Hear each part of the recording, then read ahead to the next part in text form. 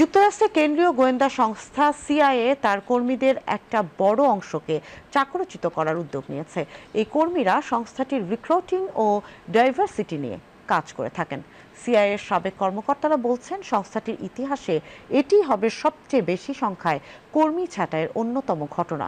President Donald Trump সম্প্রতি দেশের কেন্দ্রীয় সরকারের জনশক্তিতে বৈচিত্র্যের সন্নিবেশ ঘটানো বা ডাইভার্সিটির প্রচেষ্টা নিষিদ্ধ করে এক নির্বাহী আদেশ জারি করেছেন। কেন্দ্রীয় গোয়েন্দা সংস্থায় সম্ভাব্য গণছাঁটাইয়ের এই উদ্যোগ তার এই আদেশেরই প্রতিফলন বলে মনে করা হচ্ছে।